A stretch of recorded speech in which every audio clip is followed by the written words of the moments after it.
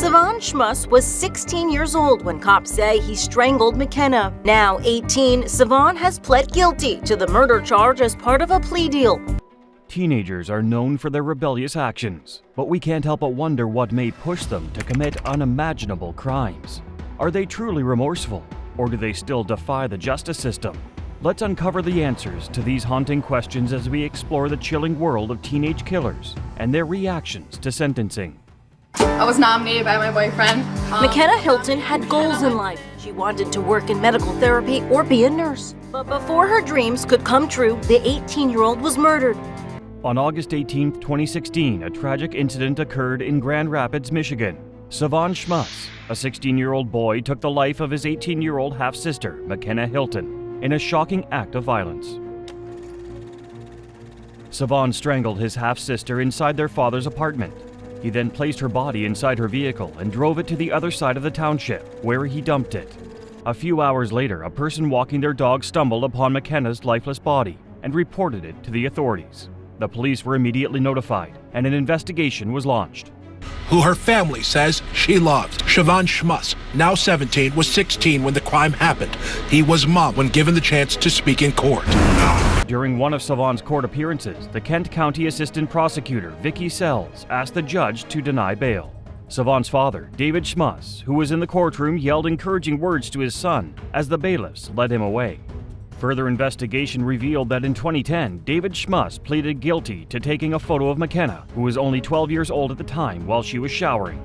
David Schmuss faced 15 years in prison because he had previous convictions for drug and illegal gun possession. Savon, who was 10 at the time, wrote a letter to the judge asking for leniency in his father's case. In the end, David accepted a plea deal. What he did was so heinous, it was premeditated, it was so hateful, so evil. He doesn't deserve a second chance. Savon Schmuss pleaded guilty to the murder of his sister McKenna in 2017. During the sentencing hearing, McKenna's mother, Stacy Hilton, delivered a powerful victim impact statement to Savon. Stacy voiced her hatred for Savon, stating that she would never forgive him for taking her daughter's life. She expressed her hope that Savon will be in a body bag when he leaves prison. Doesn't get one, we don't get one. He doesn't deserve one. After losing her daughter, this is among the only ways she has to show her love. Graveside. Despite Savon expressing remorse for his actions through his attorney, Stacy expressed skepticism, stating that she did not believe his apologies. She went on to describe the pain of losing her precious daughter, saying that McKenna's absence had left an irreplaceable void in her life. Savon's father, David Schmuss, read a Bible verse about the endurance of love. The sentencing ended with Savon being sentenced to 40 to 100 years in prison. As the sentence was read, Savon's father wept openly. However, Savon himself remained silent. As we continue into the disturbing world of teen killers, we reach the chilling case of Craig Price, the youngest serial killer in U.S. history. Through a patchwork of charges for incidents in prison, prosecutors have so far been successful. But a Target 12 investigation revealed Price able to shave his sentence down by more than 4 years for earning Joan Heaton and her two daughters, 10-year-old Jennifer and 8-year-old Melissa, in 1989. On July 27, 1987, 13-year-old Craig Price committed his first murder when he broke into his neighbor Rebecca Spencer's home and stabbed the young woman over 50 times. This brutal act marked the beginning of a dark chapter in his life. 2 years later, when Craig Price was 15 and a freshman in high school, he decided it was time to kill again. In September 1989, fueled by LSD and marijuana, he broke into 39-year-old Joan Heaton's home and murdered her and her two daughters, Jennifer and Melissa. All three victims were mercilessly stabbed, and Craig's brutality was reflected in the fact that he broke off the handles of the knives he used, leaving the blades embedded in the bodies. Suspicion quickly fell on Craig Price as the suspect behind these heinous crimes. The police knew that their killer had injured himself during the frenzied attack, and Craig had a suspicious gash on his finger. When the police searched Craig's home, they were horrified to find knives in his backyard shed that matched the kinds used in the killings of his neighbors Rebecca Spencer, Joan, Jennifer, and Melissa Heaton. At the station, Craig Price gave a chilling confession to stabbing all four victims. However, what shocked everyone even more was the way he delivered this confession. Despite his young age, Craig remained eerily calm, spoke nonchalantly, and even imitated the sounds of little Jennifer and Melissa as they died. 39-year-old Joan Heaton and her two children, 10-year-old Jennifer and 8-year-old Melissa, were discovered inside their home, stabbed to death. The news that Craig Price was the killer stunned the residents of Warwick, Rhode Island. How could a seemingly harmless and friendly boy commit such heinous crimes? Craig was only 16 years old at the time of his arrest, which left many questioning how someone so young could be capable of such atrocities. Craig, I want you in your own words at this time, tell me as clearly and as best you can what occurred there. Price told detectives he snuck through an open window in the Heaton's home in the dead of night. Craig was sentenced to be released from the Youth Correctional Center when he turned 21. This, unfortunately, was the maximum penalty allowed under the Rhode Island law. When Craig was sentenced to serve only 5 years in prison for these heinous crimes, it sparked a firestorm of anger and disbelief. The families of his victims, as well as the general public, were outraged at the leniency of his sentence.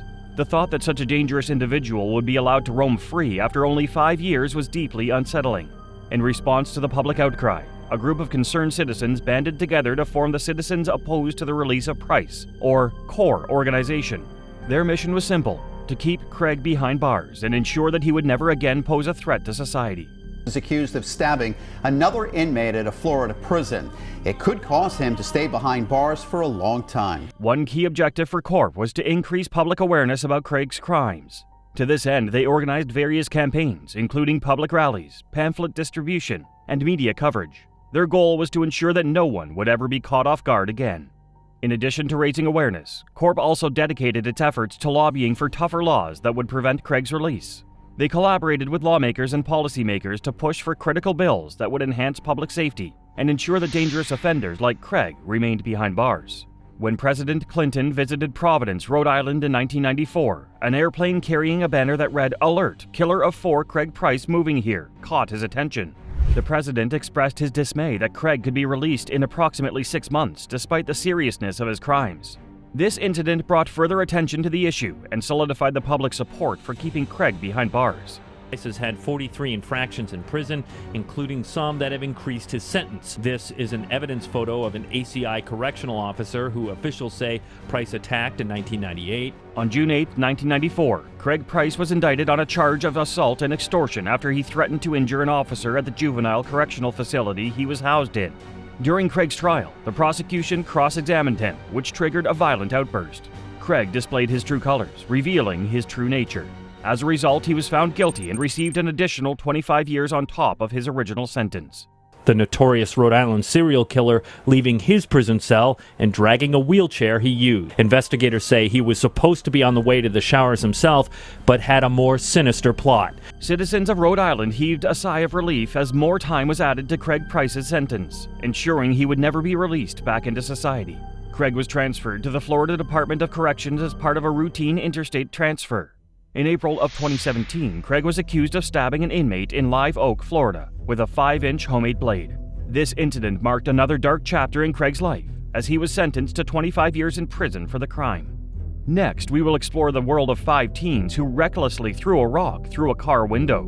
17-year-old Kyle Anger, 16-year-olds Mark Silkeski and McCaden Payne, 15-year-olds Alexander Miller and Trevor Gray. In Genesee County, Michigan, 17-year-old Kyle Anger, 16-year-old Mark Silkeski, 16-year-old McCaden Payne, 15-year-old Trevor Gray, and 15-year-old Alexander Miller were charged with second-degree murder after a man was killed by a rock thrown by Kyle Anger off an interstate overpass. Cops say they were throwing rocks onto Interstate 75 as a prank. 4 vehicles were reportedly damaged, and police say one of the rocks went through a windshield. According to reports, the 5 teens were involved in reckless and destructive behavior, causing damage to many cars as they tossed rocks off the overpass. One particular rock weighed at least 20 pounds. This incident occurred when Kyle Anger aimed the rock at the windshield of the van 32-year-old Kenneth White was driving. With unimaginable force, the rock crashed through the windshield, hitting Kenneth in the chest and neck and causing massive blunt force trauma. Kenneth's life was tragically cut short, leaving his family and loved ones devastated. The impact of his actions was felt throughout the community, sparking outrage and demanding justice. Genesee County Sheriff Robert Pickle stated after the incident, condemning the teenager's actions and emphasizing that this was not a prank, but rather a second-degree murder. The 5 teens were arrested and faced serious consequences of their actions.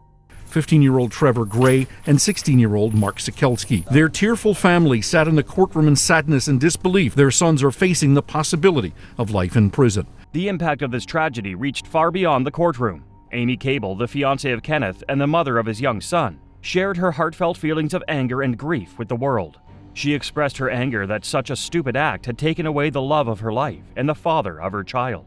Initially, the decision was that these killers would be tried as adults. However, nearly 4 years later, an appeals court reversed the judge's decision and returned the case to the juvenile system.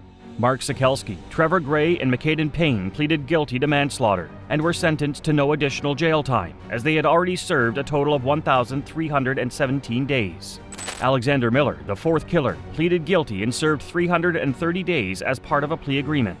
Kyle Anger, the only one of the 5 teens to be charged as an adult in the case, was released on parole in January 2021. Kenneth White's family found out about the plea agreement hearing for Kenneth's teenage killers the day before, so many of them were unable to attend. To Kenneth White's father, he would have rather seen his son's murderers face a 10-year sentence. However, no matter what, Kenneth White Sr. conceded he wasn't going to get his son back, no matter how much time the killers faced. Kenneth White, the father of a young son, was struck in the chest and face while riding in the passenger seat of a pickup truck on the way home from work and died of blunt force trauma. From disbelief to remorse, each response showcased the complexity of the human psyche. It was evident that these teenagers were grappling with the consequences of their actions and seeking some form of redemption. The video serves as a powerful reminder of the consequences of our actions and the importance of making responsible choices. Now we turn to an even more chilling case. Join us as we uncover the tragic story of Eric Smith, who took the life of a 4-year-old boy. Bright red hair and freckles made him a target at school for years, and as a teenager he was seen peddling around town for hours on end alone. On August 2, 1993, in upstate New York, 13-year-old Eric Smith made a tragic choice that would change his life forever. While riding his bike to camp, he encountered a 4-year-old boy named Derek Roby, who was also going to the same camp. Without hesitation, Eric lured Derek into an isolated wooded area. Once secluded from prying eyes, Eric proceeded to strangle Derek, drop a large rock on his head, and sodomize him with a stick. The brutality of this act was unimaginable, even for the most hardened criminals. To add insult to injury, Eric reached into Derek's lunchbox, pulled out a Kool-Aid packet, and poured it into Derek's wounds. At 11 a.m., Derek's mother arrived at the camp to pick up her son, only to find him missing. Panic set in as she realized that her son never made it there. A full-scale search was launched, with authorities desperately seeking clues and any information about Derek's whereabouts. 4 hours later, the search party stumbled upon a horrific sight: Derek's lifeless body. Derek's cause of death was determined to be blunt force trauma and asphyxia. The entire community was engulfed in grief and outrage. About 1 week later, Eric Smith broke the silence and confessed to his mother that he had committed the heinous crime. Eric's mother, horrified by her son's actions, immediately informed the police. Given the ages of both Eric and Derek, the murder became a headline-grabbing story, captivating the attention of the nation. As the media coverage intensified, Eric's face became synonymous with pure evil. Despite barely being a teenager, Eric was charged as an adult for his heinous crime. The prosecution and defense conducted extensive medical tests on Eric, hoping to find any indicators that might shed light on his alleged violent tendencies. However, despite the thorough examinations, the results showed nothing unusual. It perplexed the prosecution and defense teams, leaving more questions than answers. During Eric's trial in 1994, the defense psychiatrist presented alarming evidence that they claimed to have diagnosed Eric with intermittent explosive disorder. This condition is characterized by sudden, uncontrollable outbursts of rage, often resulting in violent behavior. However, the prosecution called an expert who testified that this disorder is rarely seen in children Eric's age. The conflicting testimony further fueled speculation about Eric's mental state and whether he was truly capable of such heinous acts.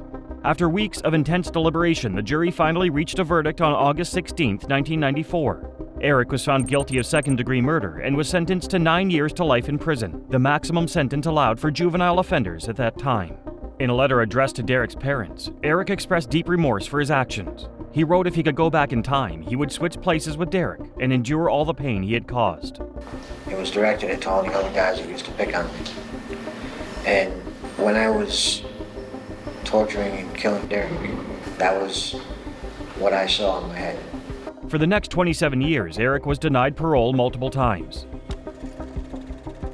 In October 2021, Eric's luck began to change. He was granted parole, sparking widespread outrage and disbelief among the citizens of the small upstate New York town where Derek was murdered. During the parole hearing, Eric shocked everyone by revealing that he had been engaged to an attorney since 2019. In February 2022, Eric Smith's release became official. After serving 27 years in prison, he was finally set free. However, the news of his impending release was met with resistance by the small-town citizens. Determined to make their voices heard, they held peaceful protests to let Eric know they did not want to see him back in their community. The outrage and concern were palpable as residents expressed their fears and unease about the impending release of someone who had committed such heinous crimes. Doreen Roby, Derek's mother, faced the harsh reality of her son's killer being set free. Despite her pain, Doreen vowed to shield herself from further torment. She explained that she doesn't allow Eric Smith to take up space in her head, as she doesn't care where he is or what he's doing as long as he remains distant from her friends and family. Today, Eric Smith is a free man living in New York City's Queens neighborhood. Despite his controversial release, he has avoided the spotlight and maintained a low profile. However, the scars left by his actions remain etched in the hearts of the victims and their families. While Eric Smith walks free, Alyssa Bustamante faces 30 years in prison for her heinous crime. A pocket knife, a kitchen knife. Kitchen knife? Okay. Where's that kitchen knife now? The sink. On October 21, 2009, 9-year-old Elizabeth Olton disappeared from her home and was never seen alive again. 2 days later, her body was in a wooded area near her home. Her throat had been slit and she had been stabbed and strangled to death. The police revealed that a juvenile had been caught and arrested for the murder of the 9-year-old. Later, the truth was revealed, and the perpetrator? 15-year-old Alyssa Bustamante. Alyssa and her 3 siblings started living with their grandparents in the same area as the Oltons in 2002. Their grandparents got custody of Alyssa and her siblings when their mother had addiction issues, and their father was serving time in prison. Alyssa began to change around 2007 when she was admitted to the hospital after a failed suicide attempt. From that time, nothing was ever the same. Alyssa's behavior changed drastically, and it reflected everywhere, especially on the internet. Alyssa had listed cutting as one of her hobbies on her YouTube profile. She also posted a disturbing picture of herself where she held 2 fingers to her head, pretending to shoot herself. On the day of the murder, Alyssa planned to kill Olton for the fun of it. Alyssa convinced her younger sister to bring Olton to the forest near their home under the assumption that they were going to hang out. After her sister went to Elizabeth, who lived 4 houses away from them, Alyssa waited in the woods for Elizabeth to arrive. Her younger sister was gone before Elizabeth came. When she arrived, Alyssa strangled Elizabeth, slit her throat, and stabbed her 8 times in the chest. After she murdered her, Alyssa buried Elizabeth's body in a grave she had dug 5 days before. After Alyssa returned home, she wrote something disturbing in her journal that led to her conviction. She attempted to scribble the note out after, but it was too late. She wrote, "I just killed someone. I strangled them and slit their throat and stabbed them. Now they're dead. I don't know how to feel at the moment. It was amazing. As soon as you get over the 'oh my god, I can't do this' feeling, it's pretty enjoyable. I'm kinda nervous and shaky right now. Okay, I gotta go to church now, LOL." She attended a church dance after. When this note was revealed to the public, many were horrified to find that a 15-year-old had written it. Alyssa was arrested and first brought to court in November 2009. She pleaded not guilty, but was indicted on first-degree murder and armed criminal action charges. Basically, the main reason for accepting the offer was to avoid the absolute certainty of life without parole. If there was another option, then there would have been no reason to have accepted that offer. Eventually, she took a plea deal in 2012 and the charges were lessened to second-degree murder. She showed no remorse, and it was clear that she only did it to make sure she didn't spend life in prison. Alyssa was sentenced to life in prison with the possibility of conditional release and 30 years for armed criminal action. Where Alyssa killed Elizabeth for the fun of it, the same cannot be said for Christine Paolilla, who killed multiple people because of a failed robbery. I had made the gun go off, not purposely though, but like it went to the back of the room because I was like screaming, just like shaking. So somehow you pulled the trigger? Yes. Okay. This is Christine Paolilla, and she just confessed to a mass murder that had happened 3 years prior. In this clip, she is a nervous wreck, but is not always so. Christine had done well after years of ridicule and bullying. Paolilla was diagnosed with alopecia in kindergarten, and this caused her to lose her hair, eyebrows, and eyelashes. She had to wear wigs because of hair loss. She also had poor vision and wore thick glasses. All of this contributed to her being bullied by her classmates.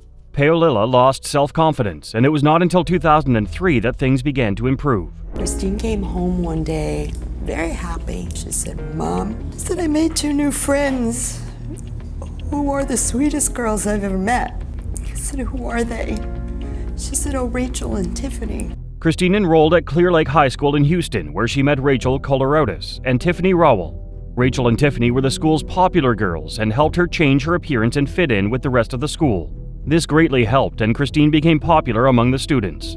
Her friendship with Tiffany and Rachel turned things around so much that she was voted Miss Irresistible by her school's student body.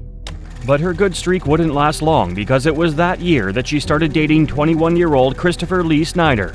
Christine was only 17 when this illegal relationship started. Christine's relationship caused her parents concern because Snyder was a drug addict and had a lengthy criminal record. Her parents disapproved because they felt that Paolilla would be influenced. She was. She began to use drugs and develop anger issues. On July 18, 2003, things would take a turn for the worse when Christine and Snyder went drug hunting at Tiffany's home. Tiffany, Rachel, Tiffany's boyfriend Marcus Priscilla, and Marcus's cousin Edelbert Sanchez were at the home before Christine and Snyder arrived. The two of them planned to steal drugs from Tiffany's home that night. However, Snyder got into an argument with Marcus, and this led to the shootings of the 4 teens who had been in the house. They were shot by Snyder and Christine. The kids themselves, drenched in blood. There's blood spatter that's on the walls. There's bullet holes from rounds that have gone into the victims and outside of them. Rachel attempted to call 911 but was hit in the head by Paolilla with the butt of a gun that was used to shoot her. The rest died almost immediately before fleeing. As for the teens, they were considered victims of a drug deal gone wrong. In 2004, Paolilla entered rehab where she met Stanley Rott, a heroin user. Her relationship with Snyder ended when the latter was jailed for stealing a car. She got married to Rott in 2005. Paolilla came into a trust fund of $360,000 that had been left to her by her father. She used part of the money to buy an apartment. It was in this home that Paolilla would discover on the news that the case of her friend's murder was still open. She confessed to Rott and told him what happened. Because of this, they went into hiding. In 2006, Paolilla and her husband were arrested. Paolilla for the murders and her husband for the 70 vials of heroin that were found in their room. Rott told the police that Paolilla had confessed to him. After Paolilla was interrogated, she confessed to killing her friends. However, she said that Snyder had made her do it. I had made the gun go off, not purposely though, but like it went to the back of the room because I was like screaming, just like shaking. So somehow you pulled the trigger? Yes. Okay. Snyder himself was never caught. When he was informed that the police had a search warrant out for him, he committed suicide by overdose in 2006. Paolilla was spared the death penalty because she was a minor at the time of the killings. Paolilla was convicted of 4 counts of capital murder on October 13, 2008. On October 14th, she was sentenced to life in prison with a minimum of 40 years in prison. Like Paolilla, Nathaniel Abraham claimed he didn't know what he was doing when he shot someone else. Or did he? A young killer, an 11-year-old Pontiac boy, may be tried as an adult after going on a random shooting spree that left an innocent man dead. Nathaniel Abraham became the youngest American to be convicted of murder as an adult. On October 29, 1997, 18-year-old Ronnie Green was shot while he was standing outside a party store. A single .22 caliber bullet had been shot into his head. He died a day later.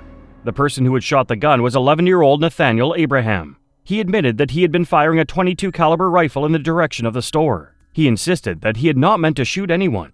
He said he was firing randomly at trees and balloons. Nathaniel should have gotten off with accidental manslaughter, but Oakland County prosecutors said that Nathaniel had intentionally planned to kill someone that day and then bragged about it afterward. Prosecutors got permission to charge Nathaniel as an adult. He was charged with first-degree murder and the case went to trial. Nathaniel was described as someone who knew what he was doing. He reportedly told his girlfriend days before the killing that he was going to shoot someone. Despite the initial charge, the judge in charge of the case reduced the list of charges to lesser punishments. On November 16, 1999, Nathaniel Abraham was found guilty of second-degree murder.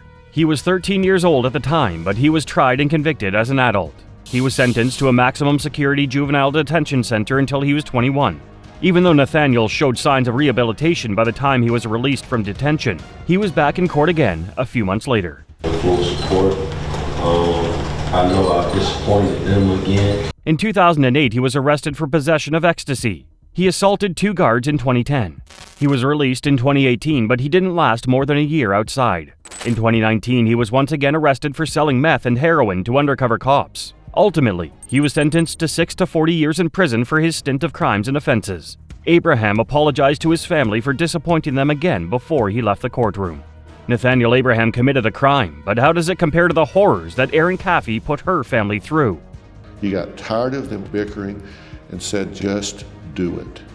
Is that true? I'm sorry? 16-year-old Erin Caffey did the unthinkable because of love. Caffey was working as a part-time waitress when she met 18-year-old Charlie Wilkinson. Things became serious between them, and Charlie gave Caffey a promise ring. Erin's parents didn't like the relationship because they felt that something about Wilkinson was off. Because of their suspicions, they went online to see what they could find about Wilkinson. They found out that his page was littered with sexual references and talks about drinking alcohol. Because of this, Erin became scared that her parents would stop her from seeing Wilkinson, so she started talking about killing her family. On March 1, 2008, Erin carried her evil plan out with the help of Wilkinson and his friend, Charles Wade. Wilkinson claimed that even though he suggested that they should run away, Caffey said they should kill her parents instead. So on that day, Wilkinson and Wade entered Caffey's house while they were sleeping and shot her parents multiple times. When Caffey's mother didn't die immediately, Wade used a samurai-style sword and almost decapitated her. This killed her immediately. He was to get revenge because we made him break up with our daughter. I heard my son Matthew cry out. He said, Charlie, why are you doing this? No, Charlie, no, please, why are you doing this? Wilkinson and Wade shot Tyler, Erin's younger brother, and took turns slicing Erin's other brother, Matthew, till he died. Wilkinson and Wade then set fire to the house before leaving with Erin and Wade's girlfriend. Terry Caffey, Erin's father, survived the attack and told the officers that Charlie Wilkinson had attacked them. Charlie Wilkinson was found in his trailer and he was arrested. Erin was in the trailer as well, but she claimed that she had been kidnapped. Charles Wade and his girlfriend were arrested as well. However, the horrific revelation came after the police interrogated the four of them. Erin's story quickly fell apart because Wilkinson and Wade told the same story. Erin had orchestrated the murders. Caffey insisted that she had nothing to do with the murders. I honestly believe that she was not the mastermind, and I'm not saying that out of denial because it's my daughter, but I don't believe my daughter's evil. In the end, Wilkinson and Wade were sentenced to life in prison without the possibility of parole. Caffey, on the other hand, was sentenced to life in prison with the possibility of parole after 40 years. Her father, who survived the attack, forgave her, saying that she was manipulated by Wilkinson. Now we turn to Carly Madison's case, where family bonds shattered in an act of violence driven by motives as chilling as they are disturbing. She was having a mental health crisis. She doesn't know what was going on at that time. We're asking you to find her not guilty by reason of insanity. Prosecutors say she shot her mother, Ashley Smiley, a 40-year-old high school math teacher, in the face. On March 19, 2024, a friend of 14-year-old Carly Gregg reached out to Ashley Smiley, Carly's mother, expressing concerns about her daughter's excessive use of marijuana. The friend revealed that Carly had been indulging in the drug and using burner cell phones, raising alarms about their well-being. Determined to act, Ashley decided to confront her daughter about the rumors. After speaking to Carly's friend, Ashley made her way to Carly's bedroom. What she discovered there shocked her. Several vape pens lay scattered across the bedroom. Alarmed, Ashley quickly wanted answers. The jury seeing 5 days of disturbing evidence, including this surveillance video. First, you see Greg with a gun behind her back, pacing around the home. That afternoon, security camera footage from inside the home captured a chilling scene. Carly, dressed in a Nirvana t-shirt, moved around the house, seemingly hiding something behind her back. It turned out to be a .357 Magnum handgun. As Carly walked out of view from the camera, the sound of 3 gunshots shattered the silence.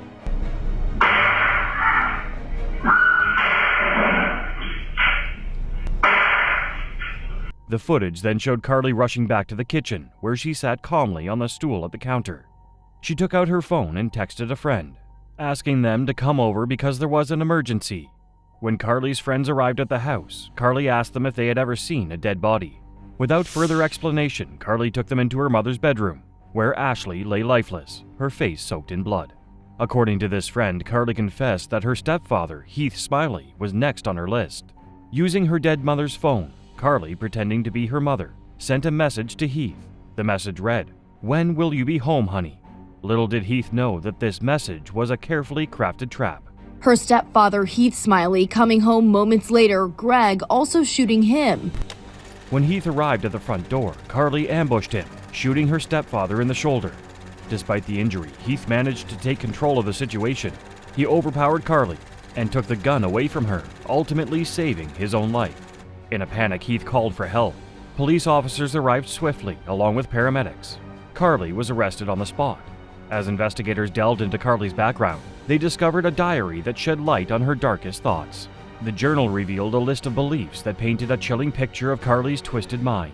Among these beliefs were statements such as, "There is no God," "It's okay to be evil," and "There is no need for family." The prosecution offered Carly a 40-year plea deal before her trial. However, she declined the offer. Carly's case quickly gained media attention, and the trial commenced 6 months later, in September 2024. Tonight, a Mississippi teen sentenced to life in prison without parole for murdering her mother and attempting to kill her stepfather. During the trial, the prosecution presented a compelling argument, painting Carly Gregg as a calculating and cold-hearted killer. They alleged that Carly intentionally shot and killed her mother, Ashley, after Ashley discovered her secret marijuana use. The prosecution described Carly as a dangerous young lady who showed no remorse for her actions and planned the attack on her stepfather. We, the jury, sentenced the defendant Carly Madison Gregg to life imprisonment. The defense, on the other hand, presented a different narrative to the court. They claimed that Carly was in the midst of mental health struggles at the time of the crimes. A psychiatrist testified that Carly's mood swings were exacerbated by the medication she was taking. This psychiatrist argued that Carly's actions were not premeditated, but were driven by her unstable mental state. According to the psychiatrist, Carly's mental health struggles played a significant role in her violent actions. To support this claim, the defense presented Carly's journals as evidence, which revealed a young woman in mental turmoil. I need to get some information from you. What is her name again? Carly, C-A-R-L-Y. C-A-R-L-Y? Carly Madison. During the trial, the prosecution presented the body cam footage captured by the police officers at the scene. The video depicted the chaotic aftermath of the murders as officers arrived at the scene and conducted their investigation. Carly sat at the defense table. She stared intently, her eyes fixed on the screen. She what? She killed her mom! She killed her mom? As Carly watched the footage, tears welled up in her eyes. The once composed and confident teenager was overcome with emotion. One of the key witnesses in Carly's trial was her stepfather, Heath. Went off in my face before the door was, 3 or 4 inches wide open. Heath testified about the tragic events that led to his wife's murder. He stated that despite Carly's actions, he still had a good relationship with her. This statement shocked the public, as it seemed incomprehensible that he could maintain a bond with someone who had shot him and taken the life of his wife. In their closing argument, the prosecution reminded the jury that Carly knew the difference between right and wrong when she committed the murder. After careful consideration, the jury deliberated for less than 2 hours before delivering their verdict. They returned a guilty verdict, finding Carly guilty beyond a reasonable doubt. Carly, who was only 15 years old, was found guilty of first-degree murder. Speaking to WLBT in an exclusive interview, Kevin Gregg, Carly's biological father, said he was embarrassed, angry, upset, and very sad about his daughter's actions. Currently, Carly is being held in the Youthful Offender Unit at the Central Mississippi Correctional Facility. The defense attorneys have indicated that they plan to appeal Carly's conviction. However, given the severity of her crime and the public outcry, it seems unlikely that the appeal will successfully overturn the verdict. Up next is the chilling tale of Brendan Deppa, a teenage felon whose crimes shocked his school community and targeted his own teacher. He's charged with beating teacher's aide Joe Nadich last year for taking his Nintendo away in class, deputies saying he beat her unconscious.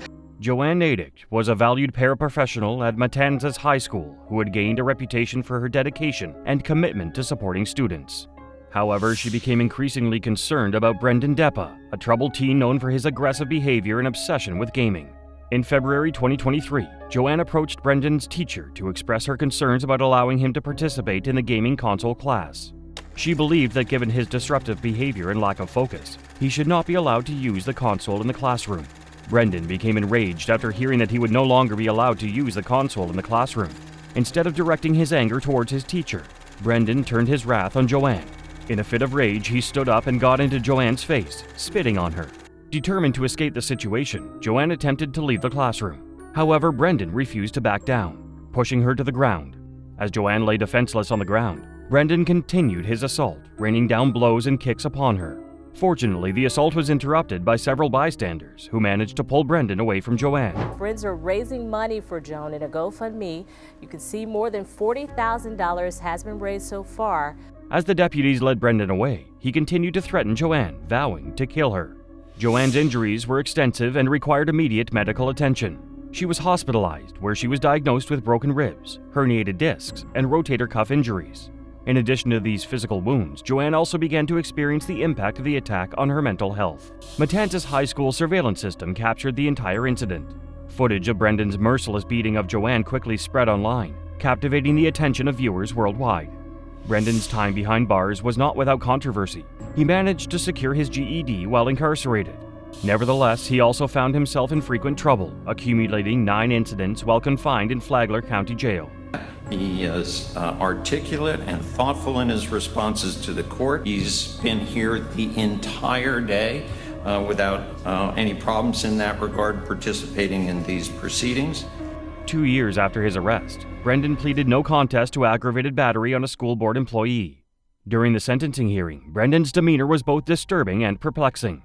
Brendan laid his head on the defense table. Candidate for solely community-based sanctions, at least not at first.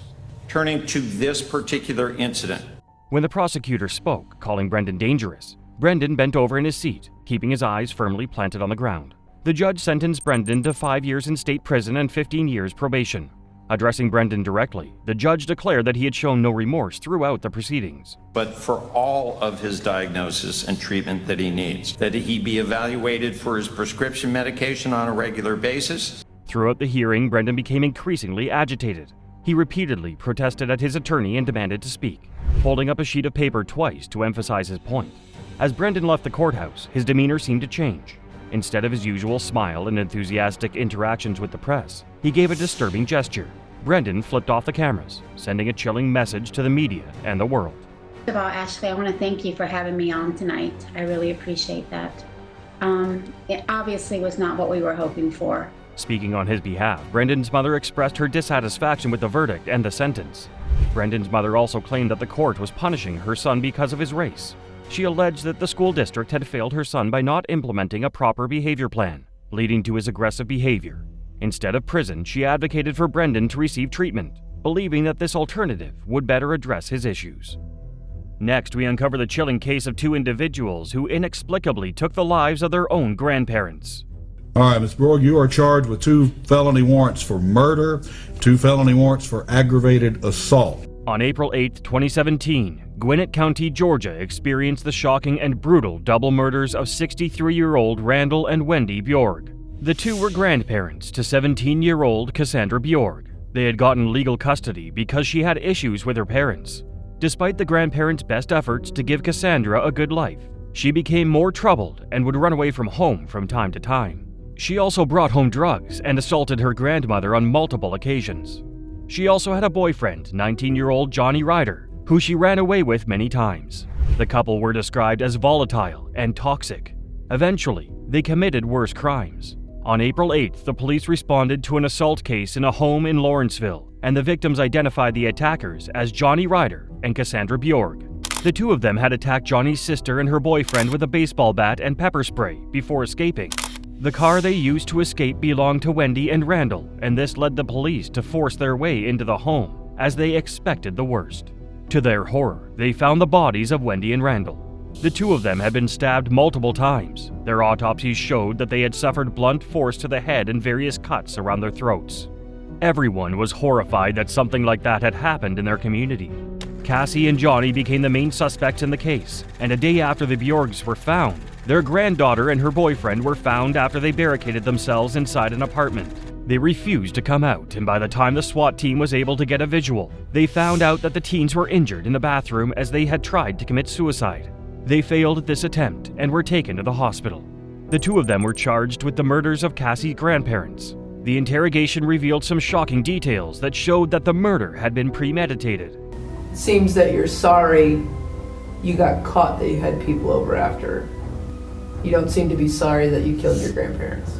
Cassie told the police that they had planned to murder her grandparents and keep their bodies from being discovered. According to Cassandra, she and Johnny waited until her grandparents were asleep before entering their bedroom, duct taping and attacking them. The murder weapons included a tire iron, a baseball bat, a hammer, and butcher knives.